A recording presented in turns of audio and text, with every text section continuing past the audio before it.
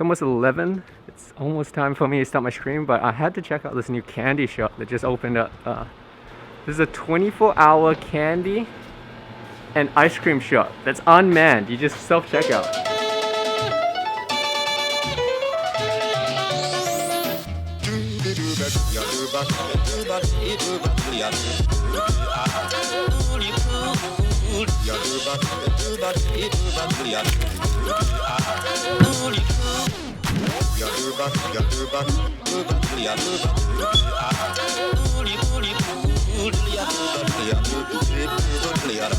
Everybody's at the record house, rocking at the record house.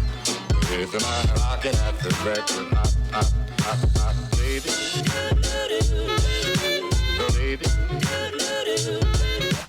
Alright guys, so today we have my Phase 6 weapon DPS cheat sheet guide. We've been working on this video for the better part of the last 2 to 3 weeks. This took a long time, so every phase just adds more weapons for me to add to this cheat sheet, which makes the time it takes for me to sim every single weapon combination take even longer. So yeah, apologies there hasn't been videos in a while, but I've basically been buried doing sims almost every day for hours on end. So yeah, I hope you guys enjoy this guide. So I basically took all the options for sword, fist, mace, and dagger main hands, and then I compared them to all the typical or potential options that most people will be going for offhands. So yeah, I just made it super easy to use with all the data here. You basically just scroll down, find the main hand that you have, see your potential upgrades, downgrades, or if you want to check out other potential main hand upgrades, you can see exactly where the DPS stands. So yeah, I hope you guys enjoy. This took a really long time, so again, I appreciate it. If you are not subscribed, you can hit that subscribe button. It helps me out. It makes the last 2 to 3 weeks of simming really worth it. So yeah, thank you guys, appreciate the support. And for all of you guys that have been buying these hoodies, by the way, the response has been really great, so I really appreciate all the support. If you don't have a hoodie, you want to pick yourself up a hoodie, it helps me, it helps the channel, it helps support all the free content I create. So yeah, thank you guys for the support, and let's get into the video. Alright, so let's go over the weapon combinations. I'll highlight the main things that you might want to know, some key things about the weapons for Phase 6. Obviously, we're not going to go through every combination because there's 34 plus variations for every single weapon here simmed, some up to 37 variations.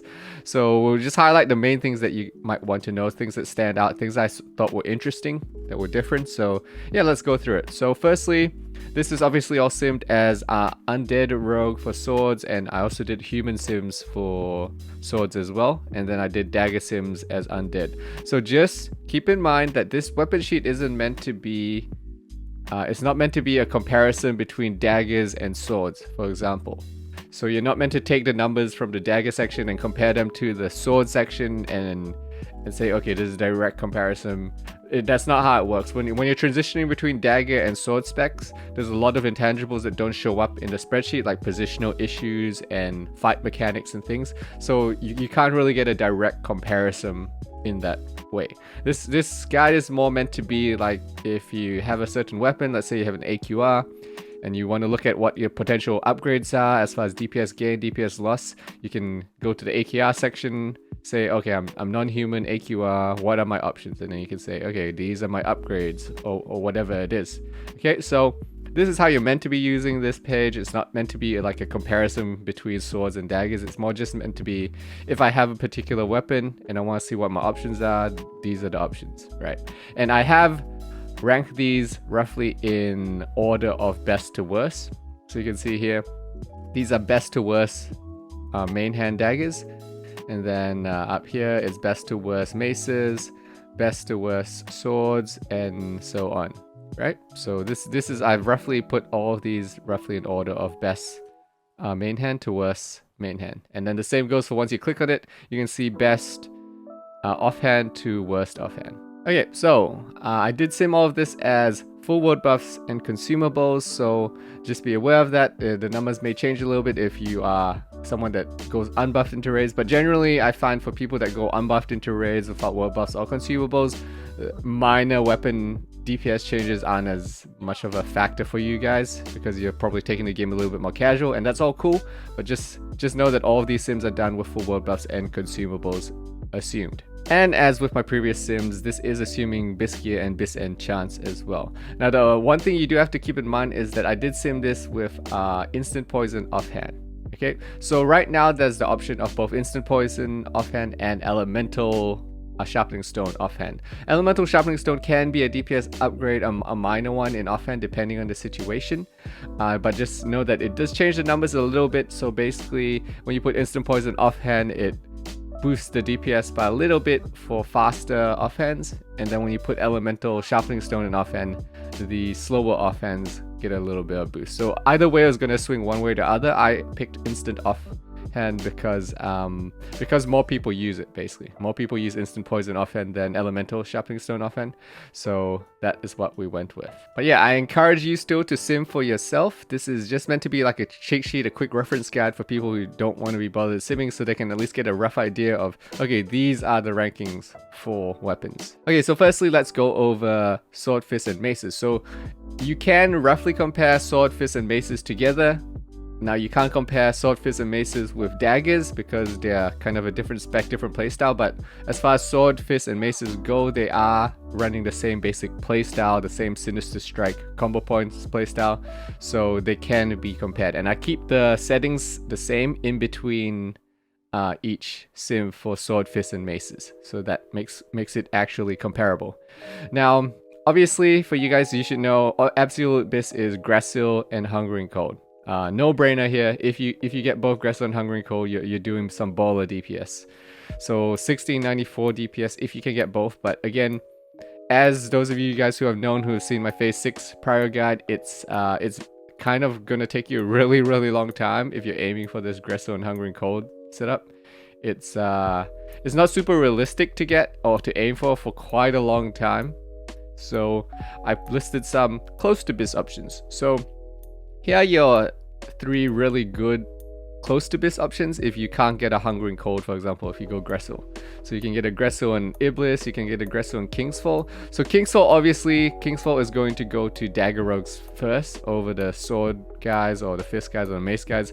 But in general, it's a very good offhand. The thing to keep in mind is that KT drops 2 weapons basically every time you kill her, from what I understand. So 2 weapons every time means that if you get some good RNG with your daggers, your dagger rogues might be done fairly quickly, and then Kingsfalls will start going to sword rogues and warriors, for example.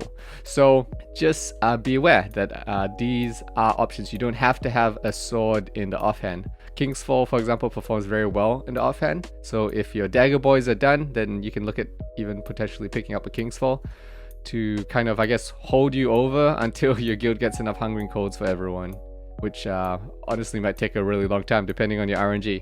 Okay, and then we also have Claw of the Frostworm. So I just want to point out that Claw of the Frostworm is really good as just kind of a pretty good budget pickup. There shouldn't be a crazy amount of competition for this one, or rather there's not going to be the Hungering Cold level of competition for Claw of the Frostworm. So there's going to be PvPers wanting this, but even PvEers who have settled that, hey, I'm not going to get a Hungering Cold for a long time, maybe I'll just pick up a Claw. This is a very good alternative. So you can see Absolute BIS does beat absolutely everything by a decent little margin here, by 34 DPS from the next best option. But considering that this isn't really super likely for most people to get for a long time, these are more realistic options here. So there you go.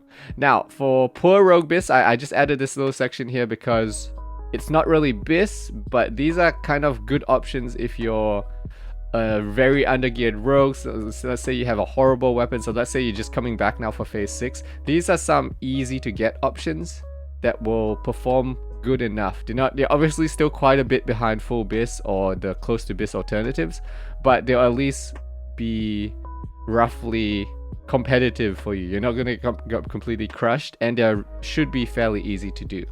Now keep in mind that a lot of these combos do rely on how farmable MSA is. So MSA is the Misplaced Servo Arm, and as far as we know, it should be trash farmable. But obviously if this changes, then it's going to make MSA a little bit harder to pick up. But if it is trash farmable, so people can go to Naxx and farm the trash in groups and such.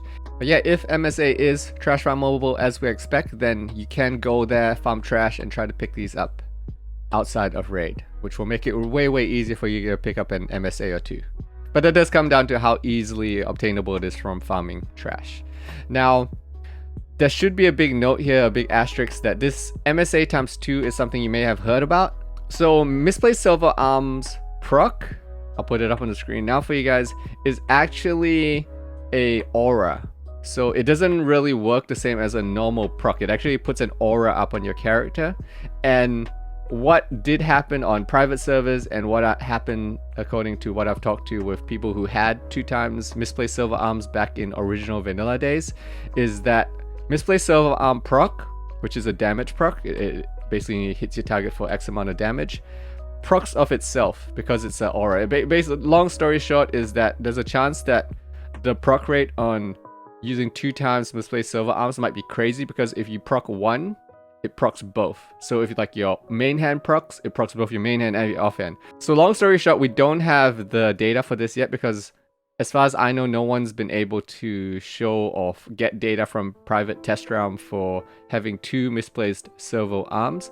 We will have the data. I will make a proper video about this once there's actually the data out there and we've been able to test it properly and analyze it properly. But right now, we're just going by best guess, is that if the proc rate goes nuts on having 2 misplaced silver arms, and this is a very unique situation, it doesn't work with just 1 misplaced silver arm, you need 2 because it procs off each other and basically essentially doubles the proc rate. It could be kind of crazy. So it's not going to be BIS, so if you, even with a crazy proc rate, MSA times 2 is not going to catch up to a Gristle Hungry Cold, but it is going to be pretty good. It is going to be potentially pretty good. It could be up right there with some of the phase 5 BIS levels, so like an AQR and a really good offhand, for example. It could be around that level of DPS, which could make it a really good catch-up set, right? So for example, if you're a rogue coming in, like my out rogue right now is trying to get weapons, he's running no really good raid weapons yet, I might just try to pick up 2 times MSA if that's how the proc rate's going to work. So yeah, just keep that in mind, that 2 times MSA might be bonkers, but we don't have the data on that yet. So we just don't have the data on that yet. We're waiting to see live if it procs off itself like we expect that it might. Okay, now your other options are MSA and Kingsfall. So again, I said Kingsfall, once your Dagger boys are done with it, you might have the option to pick these up. So MSA times Kingsfall might be a not too hard option to get. MSA plus Claw of the Frostworm is pretty decent as well. And then here's a really kind of easy to pick up one, or shouldn't be really that hard, is Claw of the Black Drake plus Claw of the Frostworm. So if you look down here at Fist Sims, Fists are actually kind of nutty good right now if you can get a Claw of the Frostworm.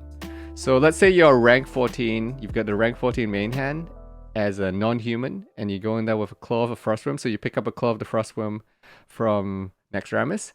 It actually does 1623 DPS. Which if you look up here, so this is our best option, 1690, but the realistic best option is more in that 1650 to 1660 DPS range. And this is 1623, which isn't that far off, and this is just using one not super contested weapon and your rank 14 main hand from phase 5. So this could be a very easy kind of budget pickup for any of you guys that are rank 14. Is you start using the Fist main hand, and then you grab the Claw of the Frostworm, and you're already doing some pretty baller DPS with this combo. Now, of course, do keep in mind this is for non-humans, okay? So humans is a little bit different in that it favors swords, but yeah, this Fist option is very potentially really good. And even if we're talking just Claw of the Black Drake, you can look here. It actually performs pretty good comparatively, right? 1588, as we were saying. Claw of the Black Drake and Claw of the Frostworm, pretty good for such an old weapon from Blackwing Lair, combined with just non-super highly contested offhand.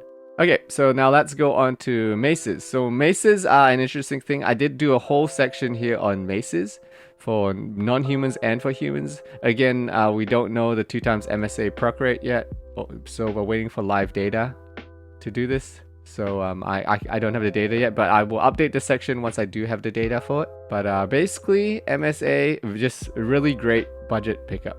Okay, now the one thing I want to talk about before we go on is Gressil is a really good pickup. Just because if you're gonna pick between getting a Gressil and getting a Hungering Cold, I would personally pick Gressil every single time, because Gressil just unlocks way more BIS options versus going a Hungering Cold, which you're kind of limited by what you can get until you get a Gressil. So if you have a Hungering Cold, you're kind of limited to the less good main hands. But if you get a Gressil, look at how many options you have. Just look at how many options you have that are all over 1600 DPS. It's nuts. You have so many options, and some of these are pretty easy. You get like a Dagger of Veiled Shadows. That's basically a freebie from AQ20 as long as you have the faction. And then these Mixna's Fangs, Harbinger of Dooms, these aren't even highly contested. These are just filler weapons for the Dagger Rogue guys who missed out on getting Phase 5 BIS. A lot of this stuff isn't going to be super contested for these offhand. So if you can pick yourself up a Gressil, it makes it opens up so many possibilities for you as far as what offhands you're going to be wanting to use. So that's personally my recommendation. I would go for Gressil over Hungry Cold all day, every day, just because it is it just unlocks so many more options that perform well. So yeah, just keep in mind that it doesn't have to be a sword offhand. Just because your sword spec, there's so many options here that are good that aren't sword offhands. Okay, so now we also have maces. I have a whole section. I separated the maces this phase because people might be more curious about maces, bit with MSA being a thing now, the Misplaced servo arm. So yeah, I have a whole different section on maces. Again, we don't have the data on 2x MSA yet. Once we have it, I will update this section with the proper proc rate data and everything. But yeah, for now, we're still waiting for the results. So you can see just MSA right now with the known proc rate for it, without the crazy doubling proc rate, is 1544 DPS. So it's honestly not great. It's a nice easy pickup in that if it's trash farmable, you can potentially go trash farm a couple MSAs. But yeah, we're still waiting for the data on 2x MSA, which could potentially double the proc rate of the proc. Okay. So let's talk sword fists for human rogues now. So human rogues, obviously, if you look down at this list here, when I list it from best to worst offhand, you can see everything that gets sword gets pushed up a little bit, and then everything that's not sword gets pushed down a little bit. So you can see the rank 14 fist here goes down a little bit because as a human, you just favor swords a little bit more. And then the maces also perform a little bit better as a human rogue because you have mace skill as well. Okay, so for human rogue, Gressil Iblis is your BIS. It's actually not a completely crazy option to pick up because a lot of other people are going to be fighting over Hungering Colds, and you can go for Gressil Iblis. So this might be a more doable option. So hopefully you guys can pick it up. But if you don't, we have a few close to BIS alternatives I suggest here. So Gressil King's Fall, Gressil Widow's Remorse, Gressil Claw of the Frostworm, all good pickups as well that don't perform that much worse than Gressil Iblis. So yeah, again, don't feel locked into swords just cause you are a human. Some of these non-swords actually perform really well, even though you're a human. You don't necessarily have to go swords. And then of course I included the poor man's BIS here as well. So 2x MSA, MSA plus Iblis, MSA plus King's Fall, MSA plus Claw of the Frostworm, all pretty decent-ish options. Obviously still a fair bit behind absolute BIS and such, but decent catch-up options. MSA just makes it really easy. Honestly, if I'm a fresh rogue going into phase 6 and I just need a decent combo that can keep me competitive-ish, I just pick up an MSA and one of the many offhand options for MSA. That'd probably be my goal. Probably an MSA and Claw of the Frostworm would probably be my easy-ish catch-up goal, or 2x MSA, assuming the proc rate thing is going to go nuts as we expected it potentially might. Okay, so for humans, maces, again, like I said, does do a little bit better as a human because you have that weapon skill, so you can change things around. Now, the interesting thing is, as a human rogue, there's actually an interesting talent spec you can run, which is 3 out of 5 mace spec. So you take 3 points in mace specialization, and then you put the other 2 points into a different weapon talent spec. So for example, if you're running MSA plus an Iblis, for example, so let's say you're running MSA plus an Iblis, you can actually go 3 out of 5 mace spec and then put 2 points into sword spec.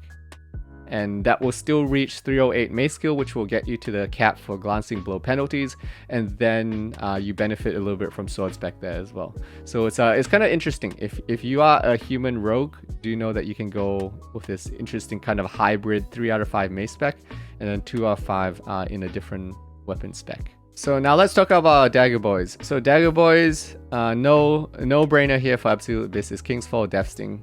Obviously, King's Fall Death Sting just beats the pants off everything else. But the close to Abyss alternatives aren't bad actually. So don't fear guys, if you're like me and for some reason your guild is cursed and you have not seen a single Death Sting, or you're way down the line in terms of getting a Death Sting, a lot of these options here aren't that far off. So look at this. So King's Fall plus Death Sting is 1680 DPS, right, for an undead rogue. Now, close to Abyss alternatives, 1666, 1660, 1656, 1654, they're not that far off from the 1680 of Absolute Abyss, and this is all without a Death Sting.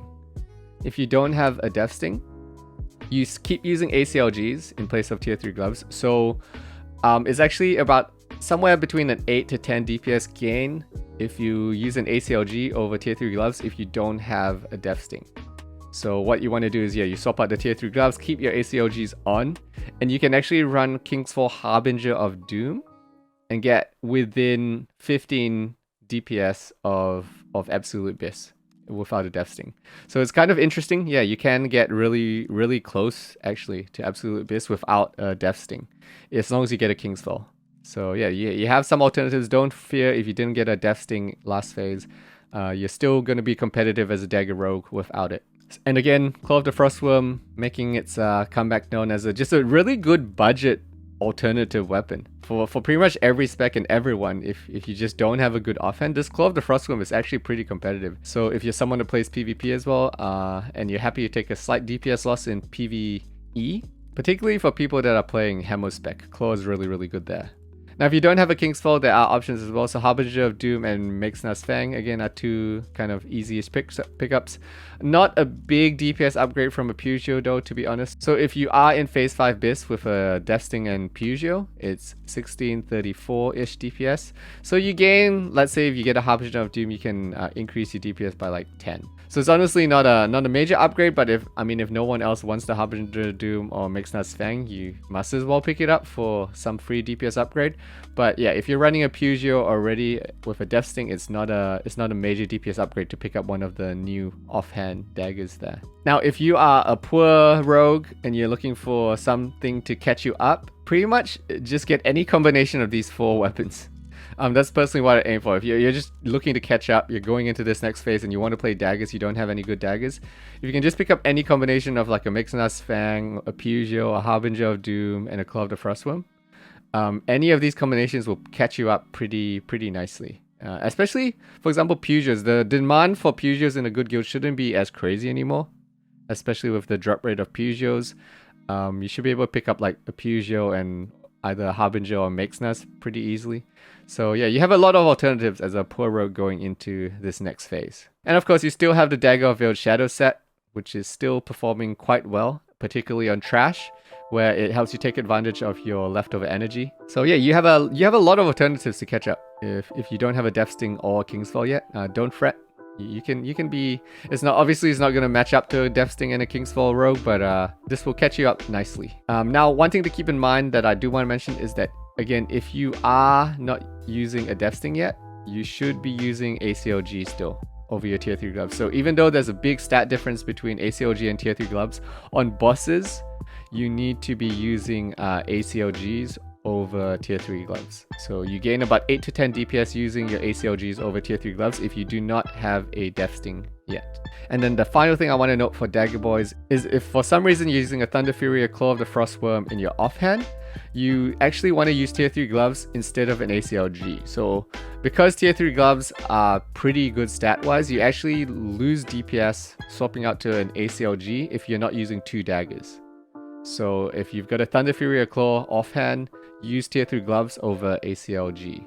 And just keep in mind that Thunder Fury is honestly pretty bad. in comparison to stuff these days. Thunder Fury for Dagger Rogues is pretty bad. So you can see, even if a King's Fall and Thunder Fury, it actually seems below, like in that same level as a Distracting Dagger and Dagger of Veiled Shadows offhand. Dagger of Veiled Shadows offhand is, without a 3-piece, is actually beating Thunder Fury in offhand. So yeah, if you have a Thunder Fury, you should probably go sword spec, not dagger spec, if you want to be using that in PvE. It's honestly not great for your PvE dagger specs. Okay, so I hoped this guide helped you out. Again, everything is here listed for you, so you can see I literally have everything listed here. If you have a Mixed Nuts fan, you can go check out all the popular alternative options here. Yeah, so you guys know how this works. You guys have seen me make this list for every phase so far, so yeah. Go nuts. If you ever need it, it's all here. Of course, link is in the description below. It's all on my website, classicroguecraft.com. You can come check out this page anytime you want. If you want to check out your potential upgrades, potential downgrades, whatever you want to do, this cheat sheet is available for you guys. And of course, if you ever have any questions, you want to catch me live, I do stream on twitch.tv every day. You can come check me out there, and I will catch you guys in the next video. Take care, guys.